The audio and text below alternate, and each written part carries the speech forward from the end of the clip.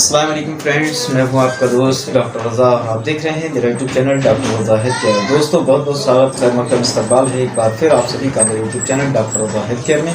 मैं आपकी खिदमत में एक बार फिर हाजिर हूँ एक नए टॉपिक के साथ, एक नया नुस्खा लेकर के। जी हाँ दोस्तों, आज का हमारा टॉपिक जो है वो है घुटनों के दर्द के मुताबिक। जाड़ों का मौसम शुरू होने वाला है और साथ ही साथ दर्दों का वो सीजन भी शुरू होने वाला है जहां बॉडी के कई पार्ट्स में, कई हिस्सों में दर्द उठना शुरू हो जाता है। उसमें से सबसे खास जो है वो है घुटनों का दर्द। नौजवान हो, बच्चे हों या बूढ़े हों, खासतौर से 40 या 45 साल की उम्र से ज़्यादा लोगों में ये मामला बहुत देखने में आता है कि उनके घुटनों में दर्द होना शुरू हो जाता है। उनके घुटने जो हैं वो सुई कर जाते हैं। और आजकल के इस दौर में तो ये भी देखा गया है कि नौजवान बच्चियों के अंदर या नौजवान लड़कों के अंदर भी ये सिलसिला, ये मर्द जो है वो आम हो गया है कि उनके घुटने जो हैं वो सोजिश कर जाया करते हैं, उनमें स्वेलिंग आ जाती है, बर्म आ जाता है और उनमें बेतुका दर्द हुआ करता है। और कंडीशन तो इतनी किसी किसी की ख़राब हो जाती है, किसी किसी पेशेंट के साथ में तो इतना होता है कि उनको वॉशरूम जाने में या फिर कहीं उकड़ू वगैरह बैठने में, जो कहते हैं ना कि पैर को समेट करके नीचे यूँ ही ज़मीन पर बैठ जाते हैं, वो उस तरह से बैठ नहीं पाते स्वेलिंग की वजह से, दर्द की वजह से। और एजड लोग जो हैं वो उनको तो अक्सर व बेशतर वॉशरूम में जाने में भी बहुत ज़्यादा दिक्कत होती है, बहुत ज़्यादा परेशानियाँ होती हैं। वो अपने दर्दों से लेकर के हमेशा बेचैन, बेकरार रहा करते हैं। तो दोस्तों, आज की इस वीडियो में हम बात करेंगे इसी दर्द के बारे में जो घुटनों के अंदर सोजिश कर जाए या बॉडी के किसी भी पार्ट में वो दर्द जो सोजिश कर जाता है, जिसमें स्वेलिंग आ जाती है, स्वेल कर जाता है वो हिस्सा, वो पार्ट जहाँ दर्द हुआ करता है, उसके मुताबिक मैं ये वीडियो लेकर के आया हूँ। साथ ही साथ में वो इस तरह के दर्द जैसे कि आपको पिछले ज़माने में या पिछले दिनों में या अभी जल्दी में कभी भी आपको चोट वगैरह लगी हो, जिसकी वजह से वो दर्द जो है जाड़ों के मौसम में उखड़ना शुरू होता है। वो कहते नहीं है कि बुजुर्ग लोगों में ये कहते हुए अक्सर बेशतर सुना गया कि ये चोट लगी थी और चोट का दर्द जो है वो जाड़ों में दर्द करना शुरू कर दिए हैं। तो इस तरह का अगर कोई दर्द हो तो इंशाल्लाह ताला वो भी ख़त्म हो जाएगा। बहुत सारे लोगों के अंदर देखा गया है कि ये मूंढा जो होता है यहाँ पीछे की साइड में, तो जहाँ दोनों पसलियाँ आपस में आकर के मिलती हैं, तो यहाँ पसली की साइड से जाड़ों के मौसम में एक दर्द उठता है, एक चीज़ होती है जो अजीब व गरीब किस्म का दर्द होता है कि मतलब ना तो उसको बताया जा सकता, ना तो उसको समझाया जा सकता। डॉक्टर्स के यहाँ जाकर के बहुत सारी दवाइयाँ लेकर के आते हैं, दर्द वक्तीय तौर पर रुक जाता है और फिर उसके बाद में चीज़ होती है। ये उन लोगों के साथ में ज़्यादा हुआ करता है जो लोग बैठ करके कोई काम करते हैं, मान लीजिए कोई आते हैं, तो दर्द चाहे किसी भी तरह का हो, इंशाअल्लाह ताला मेरे इस नुस्खे से हमेशा हमेशा के लिए ख़त्म हो जाएगा।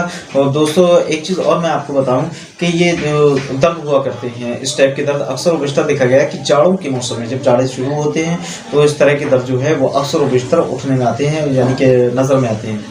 तो जब जाड़े का मौसम शुरू होता है तो इस तरह के दर्द जो हैं वो अक्सर व बेशतर देखने को मिलते हैं। इस तरह के पेशेंट मेरे पास भी आया करते हैं और कोई हिस्सा ऐसा नहीं कि जहाँ इस टाइप के दर्द के लोग या मरीज़ ना पाए जाते हैं। तो चलिए दोस्तों, बगैर किसी देर किए हम चलते हैं अपने नुस्खे की तरफ। आज का नुस्खा तहरीर फरमाएं, कापी कलम उठाए, लिखने के लिए तैयार हो जाए। मैं नुस्खा आपको लिखवा रहा हूँ। पहले नंबर पर चाहिए दोस्तों आपको अकर करहा।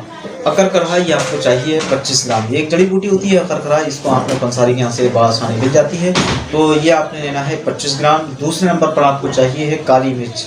काली मिर्च, इसको फिलफिल सिया भी कहा जाता है, काली मिर्च भी कहा जाता है। हम लोग अपने किचन वगैरह में इसको बआसानी पा सकते हैं। तीसरे नंबर पर आता है सुंड, यानी काली मिर्च जो है वो भी आपको 25 ग्राम चाहिए। अब तीसरे नंबर पर आता है सुंड। ये सूखी हुई अदरक होती है और इसको पठानी अदरक भी कहा जाता है। बहुत सारे लोग इसको पठानी अदरक के नाम से जानते हैं, लेकिन इसको सुंड जो है पंसारी, लेकिन ये जो है आपको गट्टुमल के यहाँ, पंसारी के यहाँ जो है सुंड के नाम से मिल जाएगी या सोंठ के नाम से भी मिलती है। ये भी आपको चाहिए है 25 ग्राम। चौथे और आखिरी नंबर पर चाहिए आपको नौशादर। नौशादर भी आपको चाहिए दोस्तों 25 ग्राम। इन सारी चीज़ों को आपने बारीक पीस लेना है। खूब पीसने के बाद इनका एक सफ़ूफ बना लेना है, पाउडर बना लेना है। तो आपने करना ये है कि आधा वो 3 माशा आपने सुबह में लेना है और 3 माशा इसको शाम में आपने इस्तेमाल करना है। अब माशे की अगर बात करें कि 3 माशा कितना होता है, बहुत सारे लोग कंफ्यूज होते हैं इसमें। तो दोस्तों 3 माशा लगभग उमूमन आधे चम्मच से 5 चम्मच होता है, यानी कि आधे चम्मच से थोड़ा सा ज़्यादा और 1 चम्मच से कम। तो ये आपने सुबह में लेना है और शाम में लेना है। और इसी के साथ में मैं इंशाल्लाह ताला आपको एक हलवा बता रहा हूँ जिसके ज़बरदस्त रिजल्ट हैं, वो आपने यूज़ करना है। तो इंशाल्लाह ताला बहुत जल्द ही आपको रिलीफ होगा। तो आपने करना ऐसा है कि बादाम जो है वो आपने ले लेना है।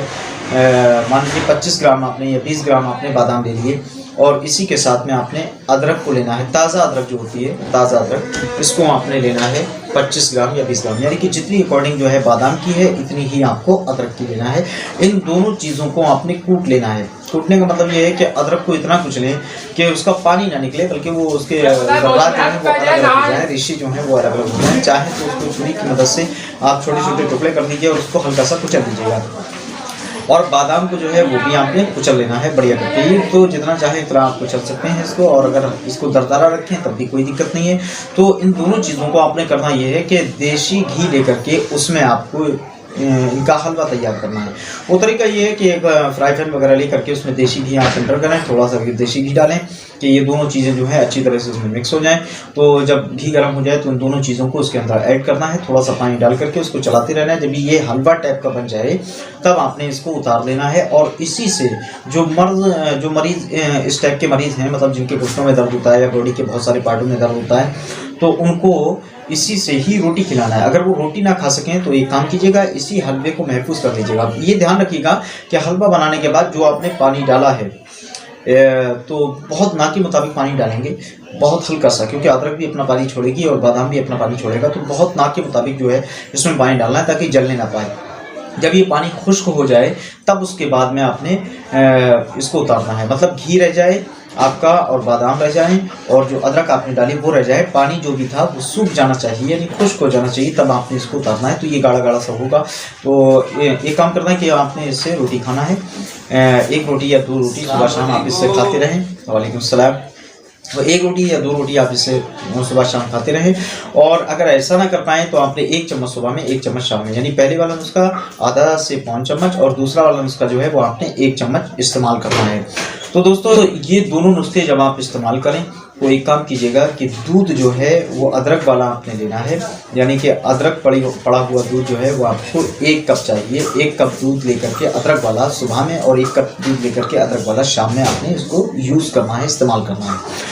अब तो इंशाअल्लाह ताला किसी भी तरह का दर्द हो, चाहे वो चोट से लगा हुआ दर्द हो या फिर आपके घुटने सोजिश कर गए हों जिसकी वजह से आपको दर्द हो, या फिर आपके घुटनों में लुआब की कमी हो उसकी वजह से दर्द हो, या फिर आपके अंदर फाजिल मादे जो हैं जो बाहर नहीं निकल पा रहे हैं उसकी वजह से अगर ये मर्द आपको लगा हो, किसी भी वजह से हो, तो इंशाअल्लाह ताला इन्हीं दो नुस्खों से हमेशा हमेशा के लिए ख़त्म हो जाएगा और आपको सुकून मिलता चला जाएगा।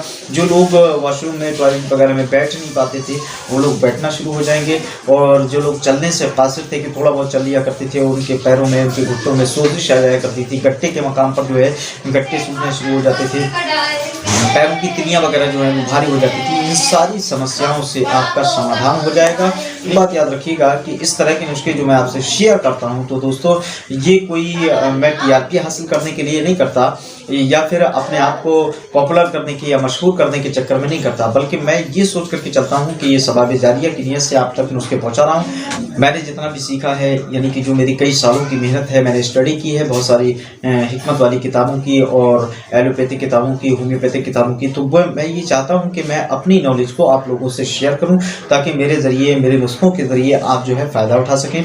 और नबी करीम सल्लल्लाहु अलैहि वसल्लम ने इरशाद फरमाया, वो इल्म जिससे किसी को फ़ायदा ना पहुंचाया जा सके वो इल्म बेकार है, किसी काम का नहीं है। इल्म अगर सीखा है तो उसको दूसरों तक शेयर करना भी ज़रूरी है। कोई नॉलेज अगर आपने हासिल की है तो उस नॉलेज को दूसरों तक पहुंचाना भी बहुत ज़रूरी है। ये सबाब जारिया की नीयत से मैं करता हूँ दोस्तों। तो आप लोग भी मेरी इस वीडियो को ज़्यादा से ज़्यादा लोगों में शेयर करें ताकि वो लोग फ़ायदा उठा सकें, जो लोग इस तरह की बीमारियों में मुब्तला हैं, जिस तरह की मैं नुस्खे लेकर के आता हूँ। लोग दुआ में याद रखिएगा। इंशाअल्लाह ताला फिर होती है नेक्स्ट वीडियो में मुलाकात। तब तक के लिए मुझे इजाज़त दीजिएगा। अल्लाह हाफिज़।